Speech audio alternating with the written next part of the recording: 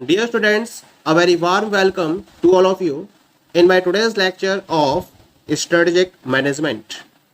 In today's lecture, we will discuss upon the topic steps in strategy implementation. यानी कि आज के lecture में हम डिस्कस करेंगे कि अगर हमें स्ट्रेटजीज के इम्प्लीमेंटेशन को सक्सेसफुल और इफेक्टिव वे में फॉलो करना हो तो इसके लिए हमें किन किन पर्टिकुलर स्टेप्स को फोकस करना होता है। तो यहाँ मैंने इसके रिगार्डिंग पर्टिकुलर स्टेप्स को डिफाइन किया है, जिनमें से the very first step is evaluation and communication of strategic plan. इस पर्टिकुलर स्टेप में आपको क्या करना है, हमने स्ट्रेटजी फॉर्मुलेशन की स्टेज में जो स्ट्रेटेजिक प्लान डेवलप किया था उसे इस पर्टिकुलर स्टेप में इंप्लीमेंट करने का टाइम है। यानी कि हमें उस पर्टिकुलर स्ट्रेटेजिक प्लान को इंप्लीमेंटेशन के लिए डिस्ट्रीब्यूट करना होता है इस पर्टिकुलर स्टेप में। लेकिन डिस्ट्रीब्यूट करने से पहले हमें क्या करना होता है, प्लान को प्रॉपरली इवैल्यूएट भी करना होता है, और खास तौर से इनिशिएटिव्स के रिस्पेक्ट में तो इसको हमें प्रॉपरली इवैल्यूएट करना ही होगा। वो इनिशिएटिव्स कौन कौन से हो सकते हैं, बजट्स हो सकते हैं, परफॉर्मेंस हो सकती है। इन सारे पर्टिकुलर इनिशिएटिव्स, बजट्स और परफॉर्मेंस के अंडर में हमें उस पर्टिकुलर प्लान को प्रॉपरली इवैल्यूएट करना होगा। क्योंकि हो सकता है कि हमने बहुत सारे इनपुट्स को प्रॉपरली डिटरमाइन किया होगा इवैल्यूएशन की प्रोसेस में, लेकिन जब स्ट्रेटजी फॉर्मुलेशन की प्रोसेस आती है तो उसमें से कुछ पर्टिकुलर पॉइंट्स मिस हो जाते हैं, तो उनको हम इस पर्टिकुलर स्टेप में कवर अप कर लेते हैं। इसी वजह से हमें स्ट्रेटजिक प्लान को प्रॉपरली इवैल्यूएट करने की रिक्वायरमेंट क्रिएट हो जाती है उन्हें इंप्लीमेंट करने से पहले। अब इसके रिगार्डिंग हम डिफरेंट टाइप के सब स्टेप्स को फोकस करते हैं। इसमें से पहला सब स्टेप रहता है, सबसे पहले तो आपको अपने मिशन और ऑर्गेनाइजेशनल स्ट्रेटजिक गोल को स्ट्रेटजी के साथ में प्रॉपरली अलाइन करना होगा। You have to make sure that the strategy is in accordance with the mission and strategic goals of the organization। उसके बाद अगला स्टेप क्या फॉलो करना है आपको, इवैल्यूएशन के लिए जो ऑर्गेनाइजेशन के एनुअल गोल्स हैं और जो ऑब्जेक्टिव्स हैं उनको बजट के साथ में अलाइन करना है। यानी कि जो आपके पास रिसोर्सेज की अवेलेबिलिटी है वो आपकी बजट के बेसिस पर जो डिसाइड होगी। तो जो आपने बजट डिसाइड कर रखा है, आपको यह देखना है कि आपका बजट आपके एनुअल गोल्स और ऑब्जेक्टिव से प्रॉपरली मैच कर रहा हो। थर्ड स्टेप रहता है इसके अंदर, communicate and clarify the goals, objectives and strategies to all members of the organisation. यानी कि यहाँ इस पर्टिकुलर स्टेप में आपको ऑर्गेनाइजेशन के सारे मेंबर्स को जो भी गोल्स आपने डिसाइड किए हैं, जो भी ऑब्जेक्टिव डिसाइड किए हैं, जो भी स्ट्रेटजीज डिसाइड की है, उन्हें प्रॉपरली कम्युनिकेट करना है और उन्हें प्रॉपरली क्लियर वे में डिफाइन करना है। यानी कि क्लियर वे में डिफाइन करते हुए उन्हें कम्युनिकेट करना है, और इस तरह से आप इवैल्यूएशन और कम्युनिकेशन ऑफ स्ट्रेटेजिक प्लान की स्टेज को कंप्लीट कर लेते हो। Step number 2, development of an implementation structure. This is the next step and this is to create a structure that will serve as a guide or framework for implementation of strategies। अगर आपको strategies को proper way में implement करना है तो इसके लिए आपको एक proper structure को तो create करना ही होगा, क्योंकि ये वो structure होगा जो guide या फिर framework की तरह काम करेगा जिसके basis पर strategies को properly implement किया जा सकेगा। इसके लिए हमें कुछ particular points को consider करना होता है, कुछ particular सब steps इसमें हमें focus करने होते हैं, जिसमें से पहला सब स्टेप है establish a coordination mechanism between and among the various departments and their respective units and divisions. सबसे पहले तो आपको क्या करना है, जो वेरियस डिपार्टमेंट्स आपने डिफाइन किए हैं और उनके रेस्पेक्ट में जो भी डिविजन्स और यूनिट्स आपने क्रिएट करी हैं, उनके बीच में एक कोऑर्डिनेशन मैकेनिज्म को एस्टेब्लिश किया जाएगा फर्स्ट सब स्टेप में। कोऑर्डिनेशन मैकेनिज्म एस्टेब्लिश करने के बाद उसके बाद आपको क्या करना है, you have to formulate the work plan and procedures to be followed in the implementation of the tactics in the strategies. Strategies को टैक्टिक वे में इंप्लीमेंट करने के पॉइंट ऑफ व्यू से आपको वर्क प्लान एंड प्रोसीजर्स को formulate करना है। एक बार आपके पास वर्क प्लान्स और प्रोसीजर्स अवेलेबल हो जाते हैं तब आप थर्ड सब स्टेप की तरफ मूव करते हो। यहाँ क्या करना है आपको कि मैनेजरियल टास्क एंड रिस्पॉन्सिबिलिटीज को डिटरमाइन करना है जो उन वर्क प्लान और प्रोसीजर्स के अकॉर्डिंग परफॉर्म की जानी है। उनकी मैनेजरियल टास्क और रिस्पॉन्सिबिलिटीज को आप डिटरमाइन करोगे और उसके साथ साथ वो क्वालिफिकेशंस भी आप डिफाइन करोगे जो उन पर्टिकुलर पर्संस जो उस टास्क को परफॉर्म कर रहे हैं उनके लिए रिक्वायर्ड है। उन क्वालिफिकेशंस को भी आपको यहाँ डिफाइन करना होगा। That is clear. इसके बाद आप मूव करोगे फोर्थ सब स्टेप की तरफ। यहाँ आप की ऑपरेशनल टास्क और रिस्पॉन्सिबिलिटीज को डिटरमाइन करोगे जो परफॉर्म की जानी है वर्क प्लान और प्रोसीजर्स को ध्यान में रखते हुए। और फिर उसके साथ साथ जो पर्टिकुलर पर्संस उन्हें परफॉर्म करेंगे उन्हें क्या क्वालिफिकेशन चाहिए उसको भी आपको डिफाइन करना होगा इस पर्टिकुलर सब स्टेप में। तो थर्ड स्टेप में हमने की मैनेजरियल टास्क एंड रिस्पॉन्सिबिलिटीज को डिटरमाइन किया था और फोर्थ स्टेप में हमने की ऑपरेशनल टास्क एंड रिस्पॉन्सिबिलिटीज को डिटरमाइन किया था जो परफॉर्म की जाएंगी वर्क प्लान एंड प्रोसीजर्स के अकॉर्डिंग, जिसे हमने सेकंड स्टेप में डिफाइन किया था। That is clear. इसके बाद आप क्या करोगे, अब आपको असाइन करना है टास्क को to the appropriate departments of the organisation. जो ऑर्गेनाइजेशंस हैं उसमें आपने डिफरेंट डिपार्टमेंट्स क्रिएट कर रखे हैं। हर डिपार्टमेंट के रेफरेंस में आप डिफरेंट टाइप की उससे रिलेटेड टास्क को असाइन करना शुरू कर दोगे। असाइन कर दोगे उसके बाद आप अगला स्टेप फॉलो करोगे, evaluate the current staffing structure. अब आपको करंट जो आपका स्ट्रक्चर है स्टाफ का उसको आपको इवेल्युएट करना है और ये चेक करना है कि आपके पास अपनी स्ट्रेटजीज गोल्स के अकॉर्डिंग या स्ट्रेटजी इंप्लीमेंटेशन के अकॉर्डिंग प्रॉपर स्टाफ है या नहीं है।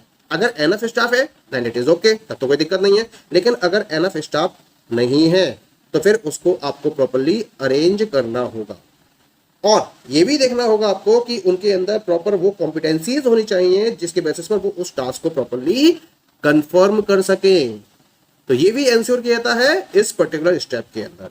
And the last step is communicate the details to the members of the organisation. यानी कि आपने जो भी पर्टिकुलर यहाँ पर वर्कआउट किया है, जो भी डिटेल्स आपके पास कलेक्ट हुई हैं, उनको आपको properly members of the organisation को कम्युनिकेट करना होगा।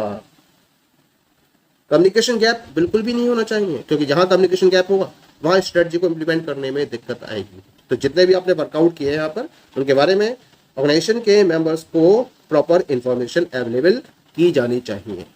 Okay, the next step number 3 is development of implementation support policies and programmes.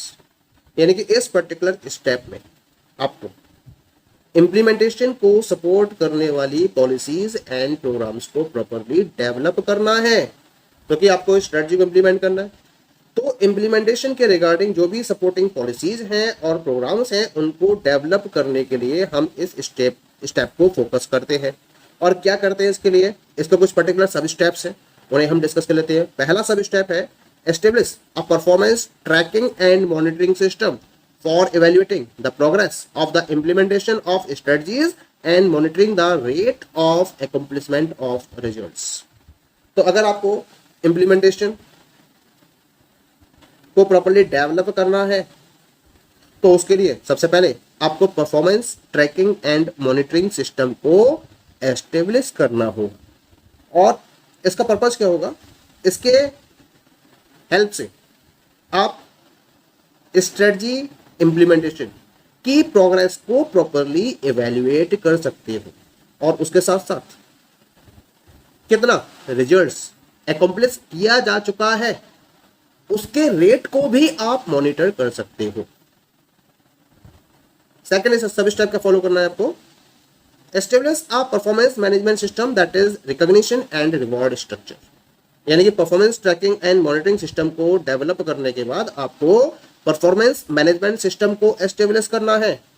यानी कि इसमें हम क्या करेंगे, जो ऑर्गेनाइजेशन के एम्प्लॉयज हैं उनको मोटिवेट करने के पॉइंट ऑफ व्यू से एक रिकॉग्निशन एंड रिवॉर्ड स्ट्रक्चर को डेवलप करते हैं कि उन्हें अगर वो अपने पर्टिकुलर टारगेट को अचीव कर लेते हैं, ऑब्जेक्टिव्स को अचीव कर लेते हैं, तो उस केस में उनको किस तरीके से रिकॉग्निशन प्रोवाइड किए जाएंगे, किस तरह से रिवॉर्ड प्रोवाइड किए जाएंगे, इसके रिगार्डिंग एक proper performance management system establish किया जाता है। Third one is establish an information and feedback system that will gather feedback and results data। और इसके साथ साथ आपको डिफरेंट टाइप की इंफॉर्मेशन और फीडबैक को कलेक्ट करना होता है, जिसके बेसिस पर आप प्रॉपर्ली इवैल्यूएशन की प्रोसेस को आगे बढ़ाओगे। तो उसके लिए आपको एक इंफॉर्मेशन एंड फीडबैक सिस्टम को एस्टेब्लिश करना होता है, ठीक है। और लास्ट है again communicate these policies and programmes to the members of the organisation.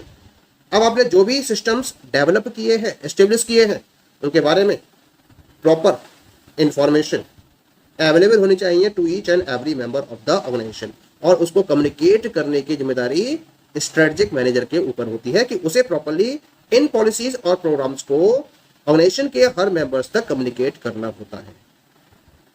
कि ऑर्गेनाइजेशन ने एक performance tracking and monitoring system को डेवलप किया है, एक परफॉर्मेंस मैनेजमेंट सिस्टम को डेवलप किया है, इंफॉर्मेशन एंड फीडबैक सिस्टम को डेवलप किया है। इनके रिगार्डिंग प्रॉपर इंफॉर्मेशन ऑर्गेनाइजेशन के हर एक मेंबर के पास अवेलेबल होनी चाहिए जो स्ट्रेटजी इंप्लीमेंटेशन में पार्टिसिपेट कर रहे हैं, ठीक है।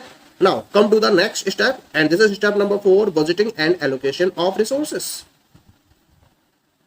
यानी कि यहां पर अब आपको अपना बजट डिसाइड करना है और उसके साथ साथ रिसोर्सेज को प्रॉपर्ली एलोकेट करना है to the different activities of the strategy implementation.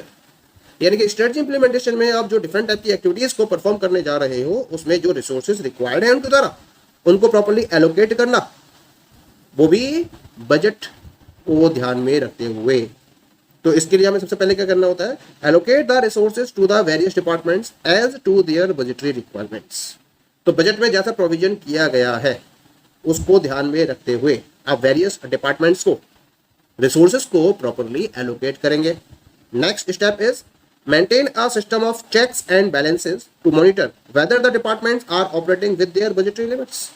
यानी कि इसके लिए आपको चेक्स एंड बैलेंसेस के रिगार्डिंग एक सिस्टम को मेंटेन करना है, जिसके बेसिस पर आप ये मॉनिटर कर सको कि जो डिपार्टमेंट्स हैं वो जो बजटरी लिमिट्स है जो डिसाइड की गई उनके लिए, उस लिमिट में रहते हुए रिसोर्सेज को प्रॉपर्ली यूज कर रहे हैं या फिर उस बजटरी लिमिट से क्रॉस जाकर वो अपने एक्सपेंसेस को फॉलो कर रहे हैं। अगर ऐसा है तो प्रॉपर्ली चेक्स की रिक्वायरमेंट होती है और करेक्टिव मेजर्स को फॉलो करने की भी रिक्वायरमेंट होती है। The last step, step number 5 is discharge of functions and activities. अब क्या टाइम है, अब जब आपने 4 स्टेप्स में कंप्लीट प्लानिंग कर रखी है, हर एक पॉइंट पर आप रेडी हैं, तो अब आपको टैक्टिक्स को ऑपरेशनलाइज करने का टाइम है, स्ट्रेटजीज को एक्शन में लेकर आने का टाइम है।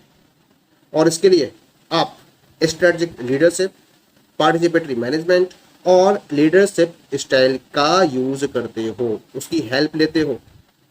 तो स्ट्रेटजिक लीडरशिप, पार्टिसिपेटरी मैनेजमेंट और लीडरशिप स्टाइल के बेसिस पर स्ट्रेटजीज को एक्शन में पुट किया जाता है, टैक्टिक्स को ऑपरेशनलाइज किया जाता है अंडर दिस पर्टिकुलर स्टेप। यानी कि अब आप एक्चुअल में स्ट्रेटजीज को प्रॉपर्ली इंप्लीमेंट करते हो, उन्हें एक्शन में लेकर आते हो, जिसे हम नाम देते हैं discharge of functions and activities का। इस स्टेप को फॉलो करते समय, फोकस करते समय ऑर्गेनाइजेशन को कुछ पर्टिकुलर पॉइंट्स को एंश्योर करना जरूरी है। क्या क्या वो पॉइंट्स हैं? Continuous engagement of personal by providing trainings and reorientations. यहाँ आपको ये एंश्योर करना होता है कि जो आपके डिफरेंट पर्सनल्स हैं वो कॉन्टिन्यूअस बेसिस पर एंगेज रहें स्ट्रेटजी इंप्लीमेंटेशन के टाइम पर, और उसके लिए आप उन्हें प्रॉपर ट्रेनिंग्स प्रोवाइड करिए, रीओरिएंटेशन प्रोग्राम्स में उनको पार्टिसिपेट कराइए, जिससे कि वो अपने कॉन्टिन्यूअस एंगेजमेंट को एंश्योर कर सके। दूसरा पॉइंट का कंसीडर करना है यहाँ पर, enforce the applicable control measures in the performance of the task. जो टास्क परफॉर्म की जा रही हैं उनके रेफरेंस में एक प्रॉपर कंट्रोल मेजर्स को आपको अप्लाई करना जरूरी है। ये एंश्योर करिए कि प्रॉपर कंट्रोल मेजर्स हो, जिसके बेसिस पर जो टास्क है उनकी परफॉर्मेंस को प्रॉपर्ली डिटरमाइन किया जा सके। Next one is the evaluate performance at every level and identify performance gaps if any two reveal adjusting and corrective actions. यानी कि आपने एक कंट्रोल मेजर को तो अप्लाई कर रखा है, इसके साथ साथ आपको हर एक लेवल पर ऑर्गेनाइजेशन के डिफरेंट एम्प्लॉइज की परफॉर्मेंस को इवैल्यूएट करना है, और अगर किसी की परफॉर्मेंस में कोई गैप आ रहे हैं तो उनको भी प्रॉपर्ली आइडेंटिफाई करना है, किस वजह से आ रहे हैं उसके रीजंस को फाइंड आउट करना है, उन्हें प्रॉपर्ली एडजस्ट करना है, और इसके लिए जो भी करेक्टिव एक्शंस की रिक्वायरमेंट है उनको फोकस करना है। तो इस तरीके से अगर आप इन 3 पर्टिकुलर कंसीडरेशन को फोकस करते हैं तो स्ट्रेटजीज को प्रॉपरली एक्शन में पुटअप किया जाता है on a real time basis, और उसके आपको 100% प्लस और पॉजिटिव रिजल्ट्स अचीव होते हैं. Okay, so these all are the different steps involved in strategy implementation. Thank you.